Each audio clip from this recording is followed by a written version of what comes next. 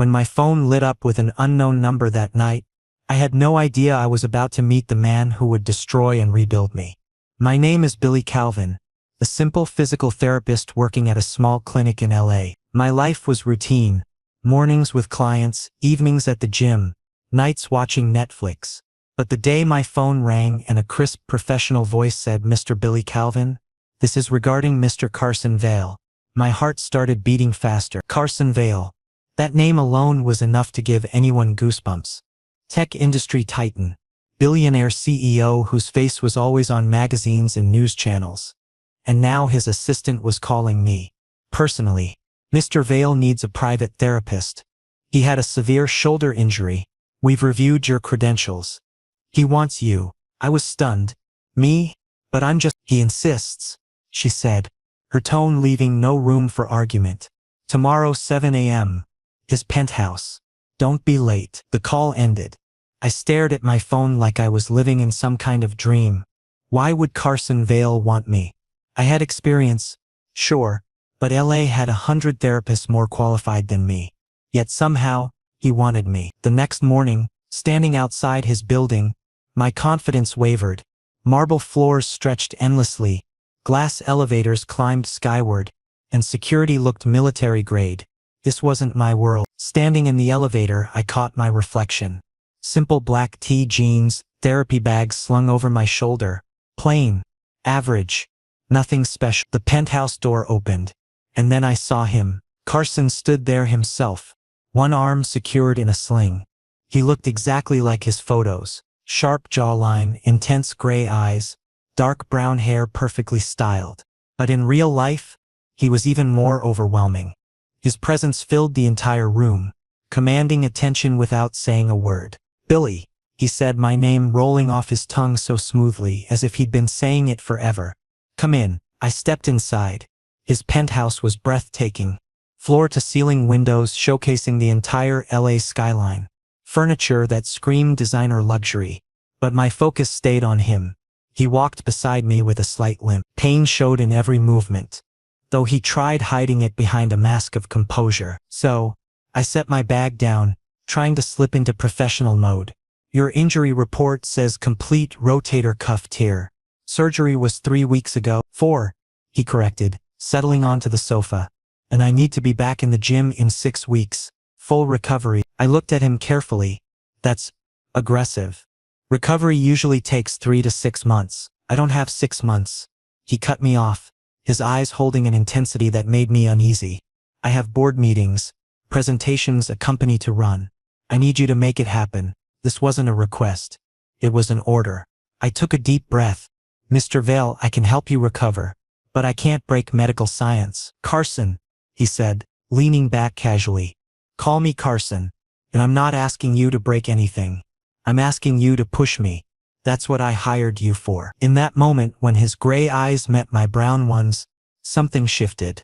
Something unspoken hung between us. Something dangerous. "All right," I said, my throat suddenly dry. "Let's start." When I checked his shoulder, touching his skin made my hand tremble slightly. He was warm, his muscles tense beneath my fingers, and he was watching me, not just looking at me but into me, as if reading every thought I tried to hide. "You're nervous," he observed. "Unprofessional," I answered quickly. He smiled, small and almost invisible. "Good.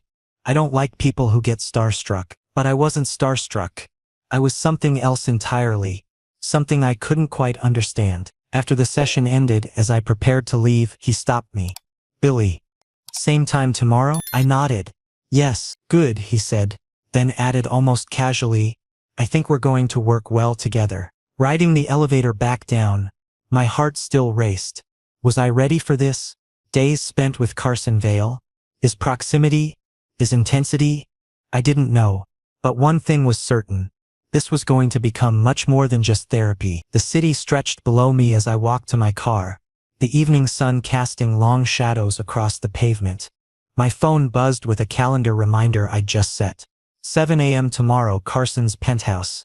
I should have felt excited about landing such a high-profile client. Instead, I felt something closer to anticipation mixed with dread. That night, sleep didn't come easily. I kept replaying the session in my mind. The way he'd looked at me, The electricity I'd felt when touching his shoulder, the authority in his voice when he'd corrected me about his surgery timeline. Everything about Carson Vale screamed power and control, yet there'd been moments of vulnerability I'd glimpsed beneath the surface. I'd worked with demanding clients before, athletes pushing through pain, executives trying to squeeze recovery into impossible schedules. But Carson felt different. The way he'd studied me like I was a puzzle he intended to solve left me unsettled. My apartment felt smaller that night, the walls closing in as I questioned my decision to take this job. Part of me wanted to call his assistant in the morning, make up some excuse, recommend another therapist, but another part, a part I didn't want to examine too closely, was already counting down the hours until I saw him again. I thought about his shoulder, the damage detailed in the medical report I'd reviewed. Complete rotator cuff tear, surgical repair with 4 anchors, extensive inflammation. 6 weeks to full recovery wasn't just aggressive, it bordered on impossible. Yet something in Carson's eyes told me he'd push through anything to meet that deadline. Consequences be damned. What was driving him? What made a billionaire CEO, someone who could afford to take time off, so desperate to rush his recovery? The questions circled in my mind as I finally drifted off to sleep.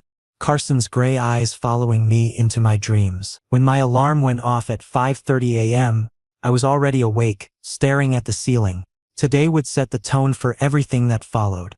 I had to maintain professionalism, establish boundaries, keep this sticky business. No matter how magnetic he seemed, no matter how those eyes made me feel seen in ways I'd never experienced before. I dressed carefully, clean athletic wear, my therapy credentials visible on my jacket. In the mirror I practiced my professional expression, the one that said competent therapist and nothing more. But even as I rehearsed, I couldn't shake the memory of his voice saying my name, couldn't forget the way my heart had stumbled when he'd smiled. The drive to his building felt both too long and too short. Traffic crawled, giving me too much time to think, yet suddenly I was pulling into the underground garage, my temporary parking pass granting me access to a world I didn't belong in. This time, stepping into that elevator, I promised myself control. Whatever had happened yesterday, that moment of connection, that spark, I would ignore it. This was just a job. Carson Vale was just a client. But even as I made that promise, I knew I was lying to myself. The next 2 weeks passed like time itself had shifted. Every morning at 7 a.m., I found myself in Carson's penthouse, and each session grew more intense, not just physically, but emotionally too. I started noticing things.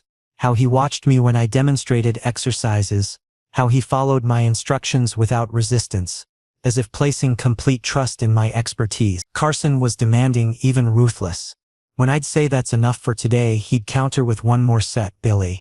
When his shoulder screamed with pain, he'd clench his teeth and push harder. And me?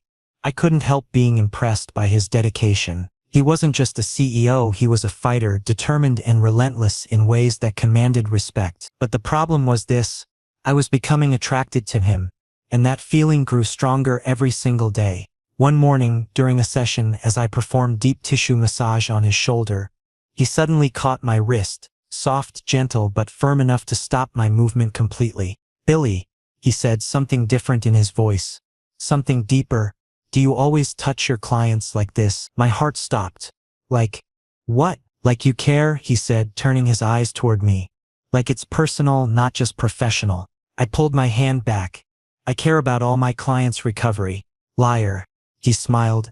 "Small and dangerous." I stepped back, needing space. "Carson, this is a professional relationship, is it?" He stood up, moving close to me. His height exceeded mine, his presence overwhelming. "Because it doesn't feel professional, Billy. Not to me. Not anymore." My throat went dry. "What are you saying?" "I'm saying," he leaned in, his face dangerously close to mine, "that I haven't stopped thinking about you since the day you walked in here. And I know you feel it too." This was a confession. Bold, direct, exactly like Carson himself. And me? I froze because it was true. I'd been thinking the same thing every night, every morning. His gray eyes, his voice, his touch. But I was professional. This was wrong. Completely wrong. "Carson," I whispered, "I'm your therapist. This isn't ethical." "I know," he said, "and I'm your client. But that doesn't change what I feel. And it doesn't change what you feel either. He stood so close I could hear his breathing, his cologne subtle but intoxicating. And in his eyes lived an intensity pulling at me like gravity itself. I knew I should step back, maintain professional boundaries. But I didn't. I stood there frozen, trapped in that moment. Then he said almost like a dare, "Tell me you don't feel it too. Tell me and I'll never bring it up again." I said nothing because speaking would mean lying, and I couldn't lie to Carson. Carson finally backed off, a smirk playing on his face. That's what I thought. After the session ended, when I got home, I battled with myself. This was wrong, completely unprofessional. I couldn't cross this boundary, no matter what my heart was screaming. But the next morning when I returned, Carson said nothing about the incident. He acted normal, professional, as if yesterday never happened. And this confused me even more. Had I imagined everything? During the session, while he worked with resistance bands, he said casually, "I have a charity gala this weekend." "Okay," I said, confused about why he was telling me this. "Come with me," he said directly, eyes still focused on his exercise. I looked at him surprised. "What? Why?" "Because I want you there," he answered simply, then met my gaze. "Plus, it'll be good for you. Networking. High-profile clients. Good for your career." "Carson." "It's not a date, Billy," he said, though his eyes held mischief that contradicted his words. "Just company. A friend accompanying another friend." I knew this was a bad idea, that it would blur lines already becoming dangerously blurry.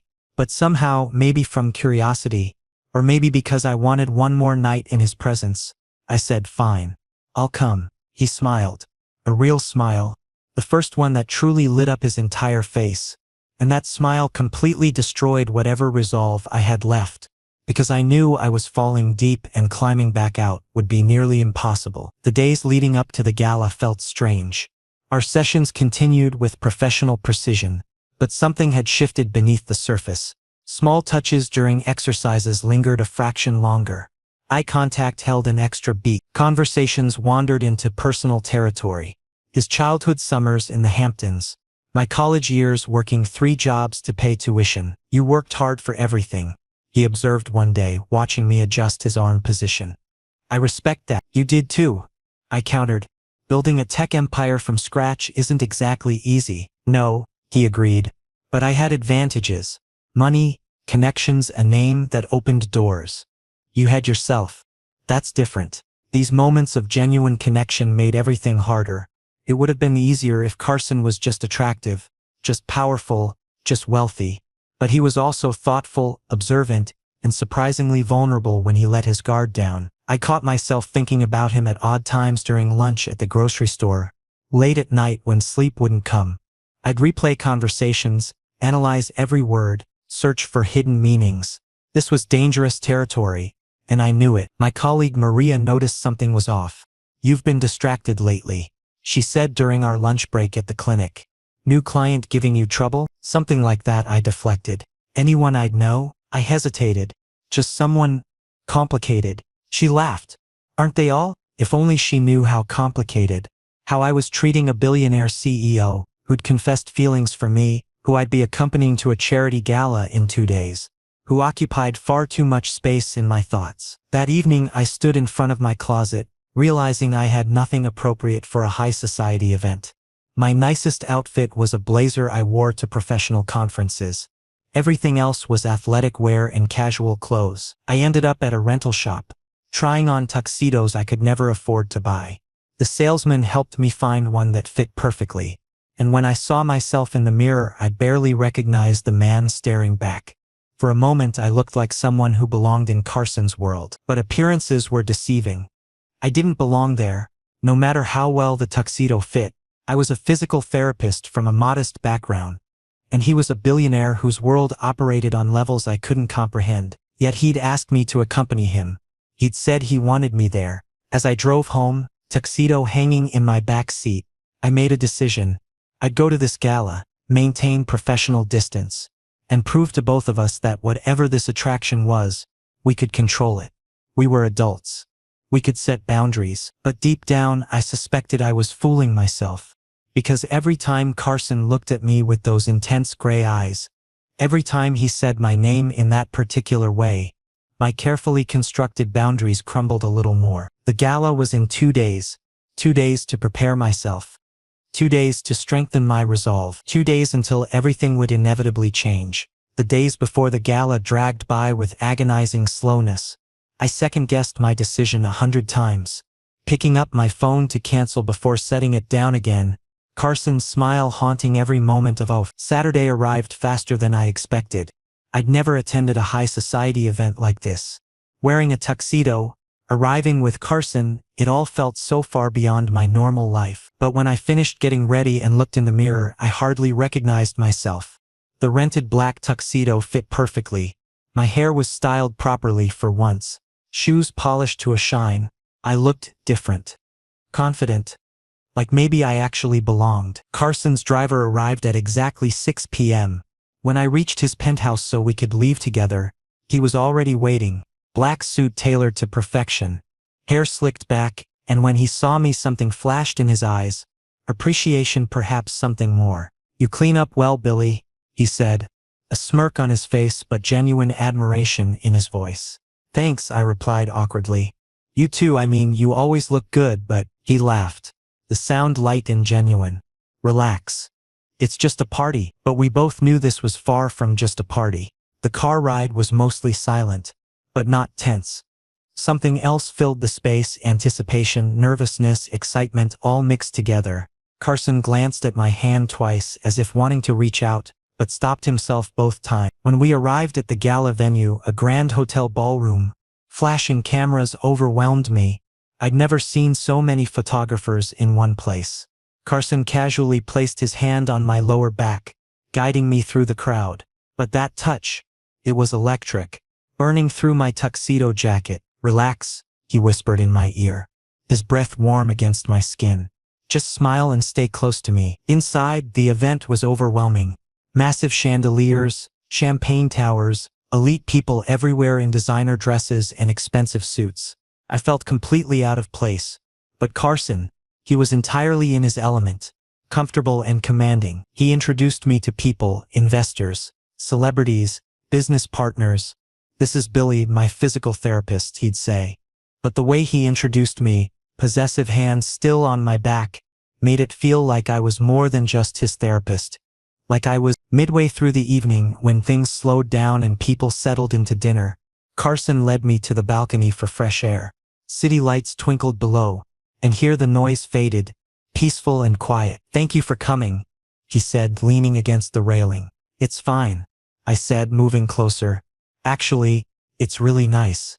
Different from my usual Friday nights." He looked at me, eyes softening. "You know, Billy, you're different from everyone here." "Different how?" I asked curiously. "Real," he said without hesitation. "Everyone here wears masks, pretending to be someone they're not. But you're just authentically yourself. No pretense. No games." This was a compliment. Simple words but deeply meaningful. Nobody had ever described me that way before. I smiled. "I don't think I could be anyone else, even if I tried." "Good," he said, turning to face me fully. "Don't ever change that." Then slowly, deliberately, he moved closer, very close.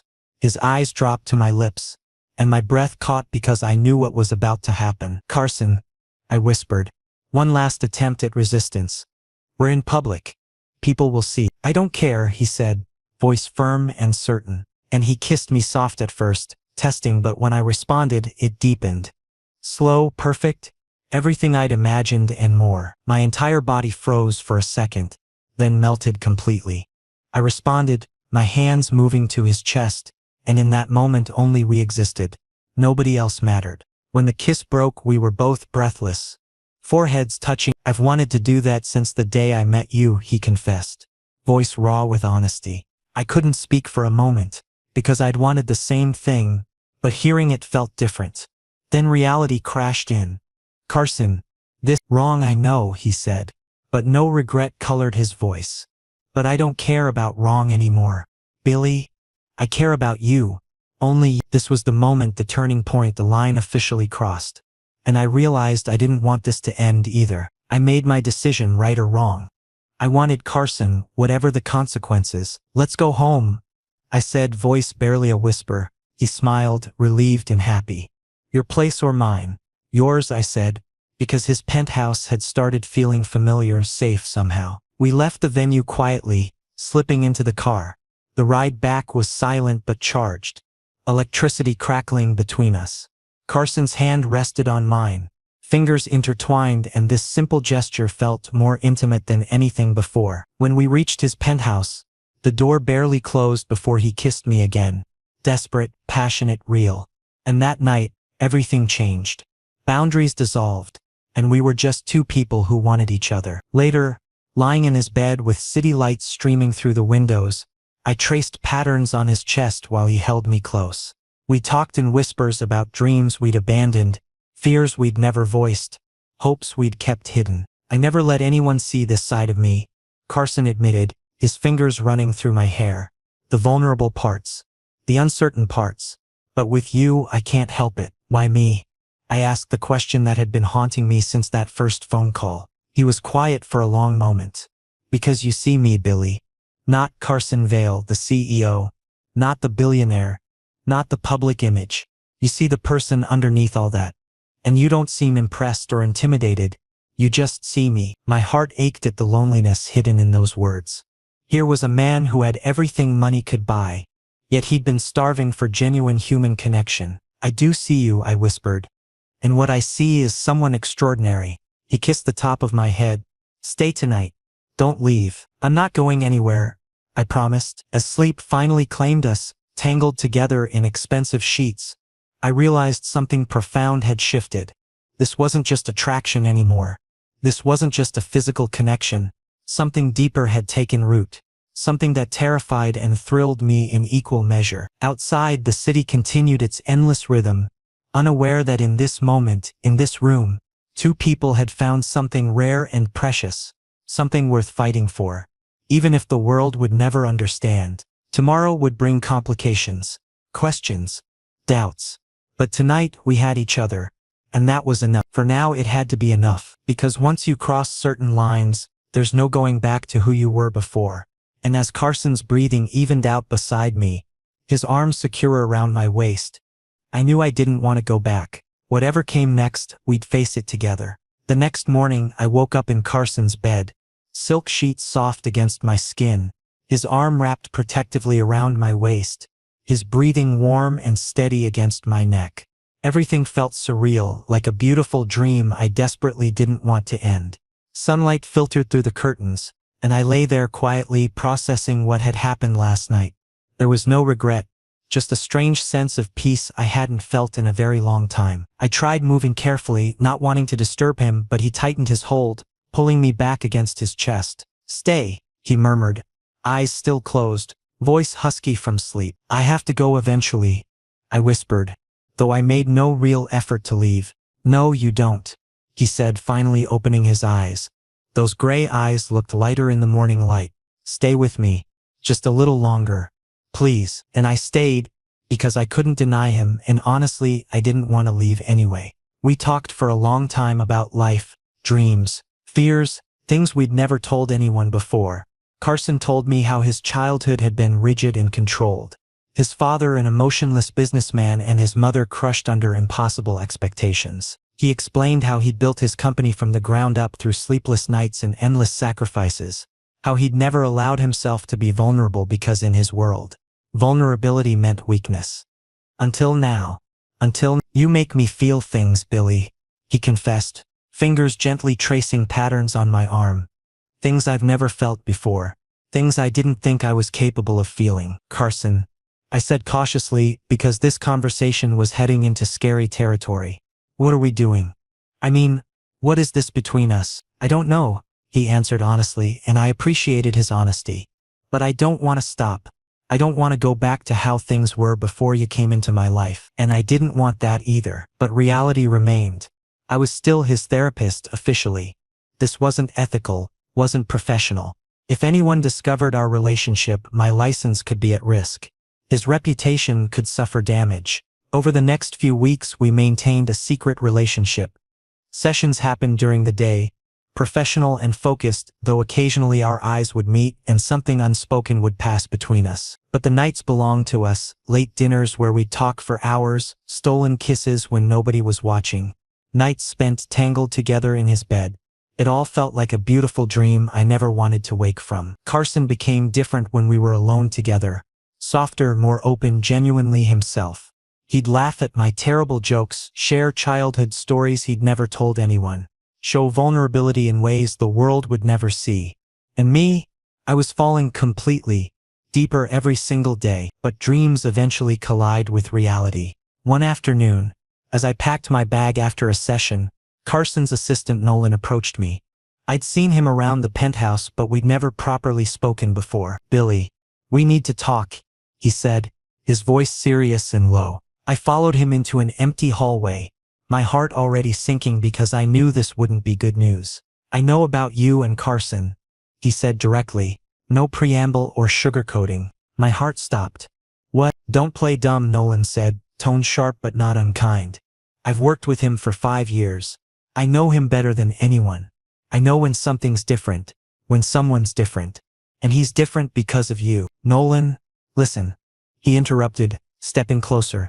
"I don't care what you two do personally. Carson's happiness matters to me more than you know. But if this gets out, if the media discovers this, if the board finds out, it'll destroy him. His reputation, his credibility, everything he's worked so hard to build. And you, your career will be finished. They'll claim you took advantage of a vulnerable client." This was a warning, real, dangerous, and terrifyingly accurate. "What do you want me to do?" I whispered, already knowing the answer. "End it," Nolan said simply. "Before it's too late, before both of you get hurt beyond repair." He placed a business card in my hand. "Another therapist's information. Someone highly qualified. Transition him to someone else. Do it professionally. Save both of yourselves while you still can." Then he walked away, leaving me standing there alone, the card burning in my hand like evidence of my guilt. When I told Carson that evening over dinner he'd cooked himself, he became furious, not at me but at the entire situation. "Nolan has no right to dictate our lives," he nearly shouted, pacing his living room with caged energy. "He's right though, Carson," I said, tears gathering in my eyes. "This is wrong. Ethically, professionally. We're crossing lines that shouldn't be crossed. And when this comes out, because it will eventually, everything will fall apart around us. I don't care about ethics." He turned to face me, raw emotion in his expression. "I care about you, about what we have together, but I care about you." I raised my voice back, standing up from the couch. "And I won't let you destroy everything you've built, your company, your reputation, your entire life. Because of me. I refuse to be the reason you lose everything." Heavy silence fell between us, suffocating and painful. Carson finally sat down on the couch, head in his hands, shoulders tense with barely contained emotion. "So what now? You just leave?" I don't know," I admitted, my voice breaking. "But I can't keep being your therapist while being this. It's not fair to either of us." He looked at me then, and in that moment I saw real pain in his eyes. Raw, unfiltered pain that cut through me like a knife. "Don't leave me, Billy," he whispered. "Please, we'll figure something out.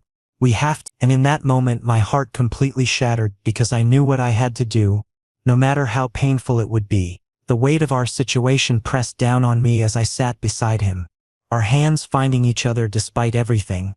We stayed like that for hours, neither of us speaking, both of us knowing that something had to change but neither willing to be the one to end it. When I finally left that night, walking out into the cool LA evening, I felt the walls closing in. Nolan's card sat heavy in my pocket, a constant reminder of the impossible choice ahead. I loved Carson.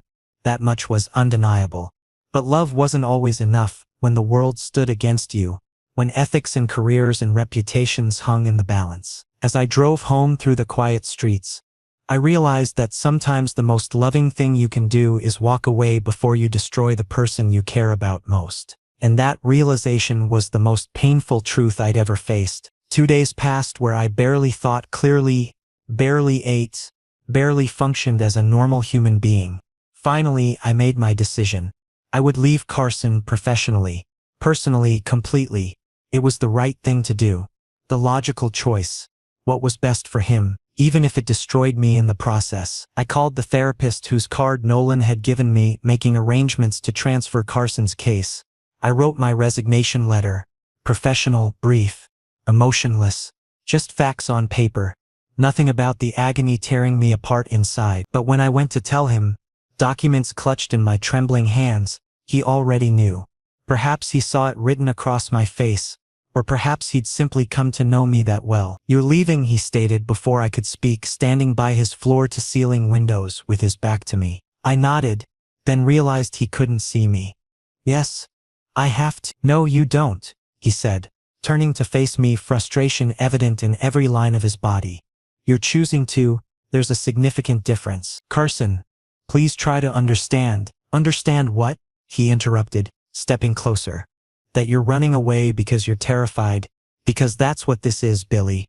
You're scared." "I'm not scared," I defended, but my voice wavered unconvincingly. "Yes, you are," he said, now standing right in front of me. "You're scared of what this means, of what we could become together, of actually being happy with someone who loves you." He was right, and that realization cut deep. I was terrified of losing him, terrified of ruining everything he'd worked for, terrified of this being real, and then watching it crumble. "Carson," I whispered, tears finally spilling over. "I can't destroy your career.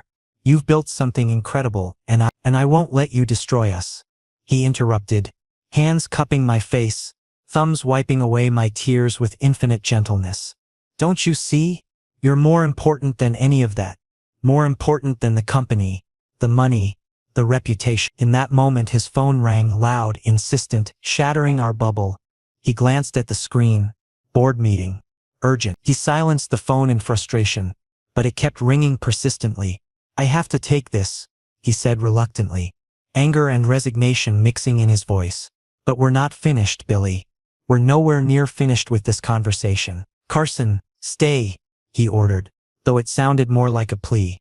"Just wait for me here, please." Then he walked toward his conference room, closing the door behind him.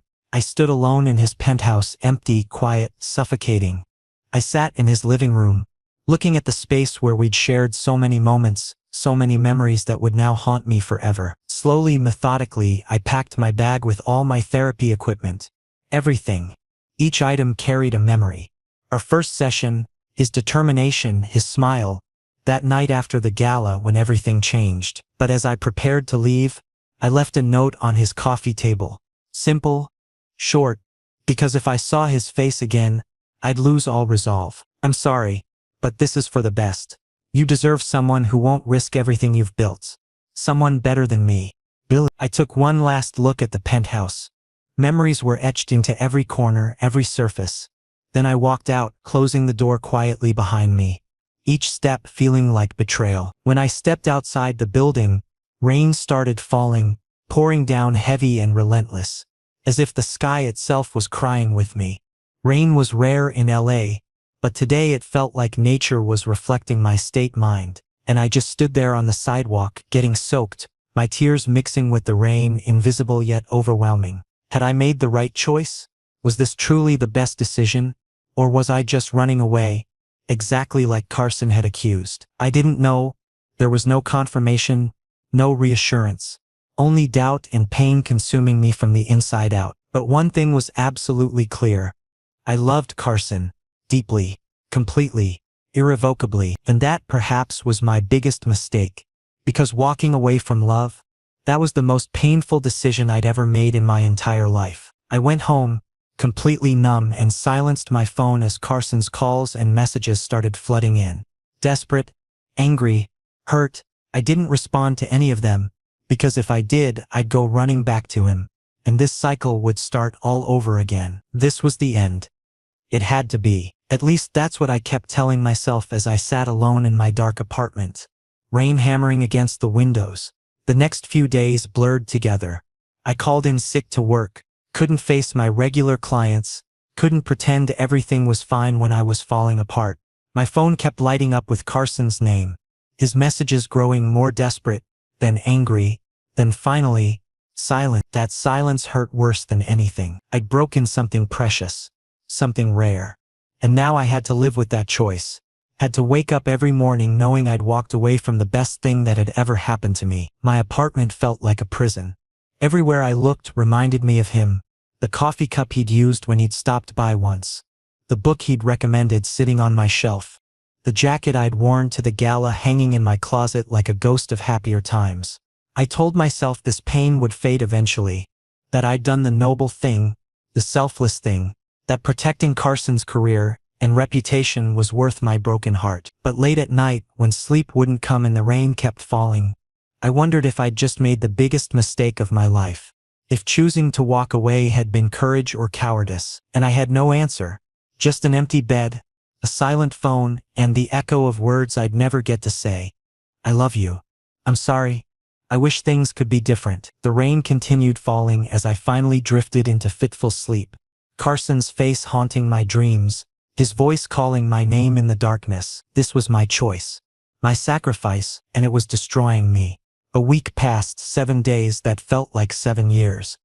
I hadn't contacted Carson, and initially he'd called and messaged constantly, but then those communications slowed, eventually stopping altogether. Perhaps he'd finally accepted that I wasn't coming back. I returned to my old life, clinic work, routine clients, boring existence.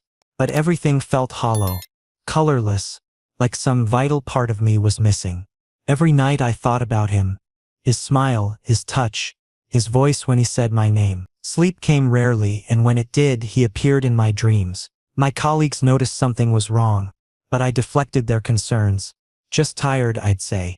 But the truth was I was heartbroken, completely shattered into pieces I didn't know how to reassemble. Then one day, exactly a week later, as I was leaving the clinic, my phone rang. Carson. I stared at the screen, heart racing wildly. Should I answer? I'd been ignoring him for a week, but this call felt different somehow. I hesitated, then answered with a trembling hand. Hello? Billy. His voice was soft, broken, completely different from his usual confident tone. I need to see you. Please, Carson, please. He interrupted, and I heard desperation in his voice. Just one last time. That's all I'm asking. One conversation. Face to face. I sighed heavily. I knew this was a terrible idea, that it would complicate everything again. But I couldn't refuse him. Not when he sounded like that. Okay, I finally said. When? Now? I'm outside your apartment building. My heart stopped.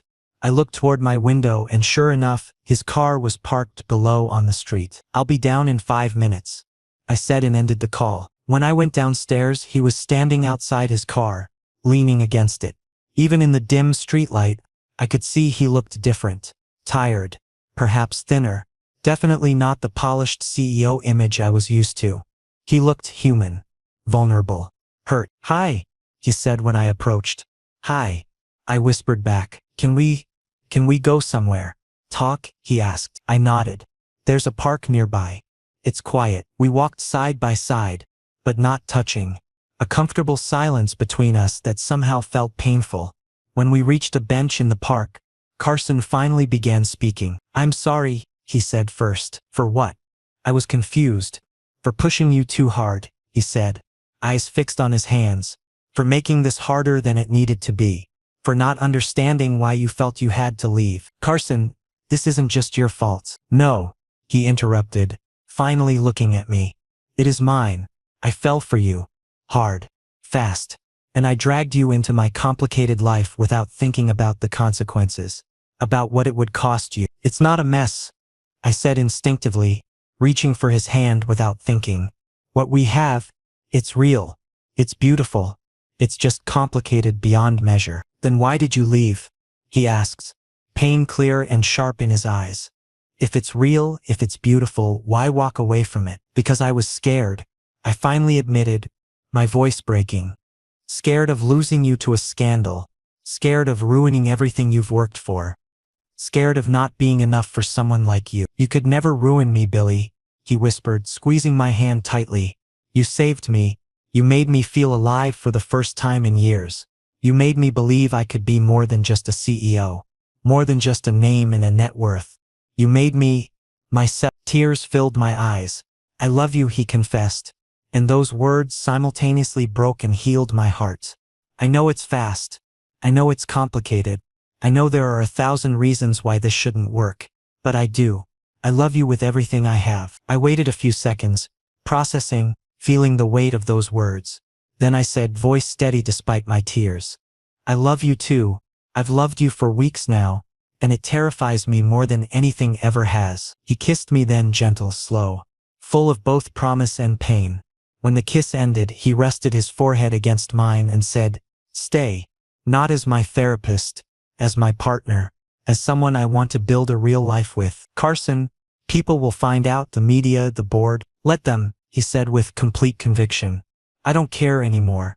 I'll handle the board. I'll handle the media. I'll handle everything. But I can't handle losing you. I choose you, Billy, over everything else in my life. This was the choice, bold, risky, potentially disastrous, but also real. Honest. Right. Okay, I finally said, a smile breaking through my tears. Okay. I choose you too. He smiled, real, radiant, genuinely happy, and kissed me again under the park's streetlights. The following weeks were challenging. I officially resigned as his therapist, properly transferring his case to the qualified professional Nolan had recommended.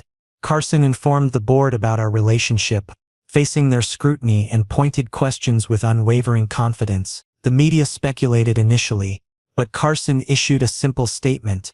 My personal life is mine. Billy is important to me, and that's all that matters to anyone. Some people judged us harshly. Social media trolls appeared.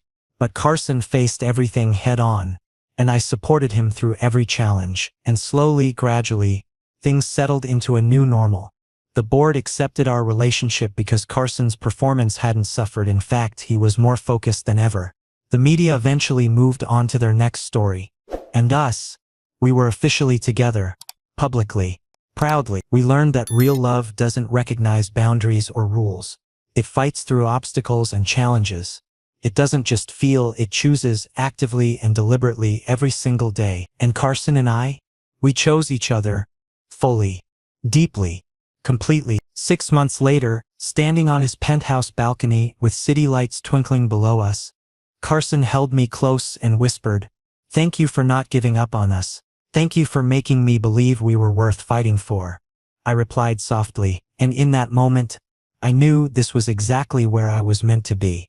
Not as his therapist, not as a secret, but as his partner, his equal, his love. Boundaries had shifted with every session we'd shared, but in the end, they'd brought us exactly where we belonged, together.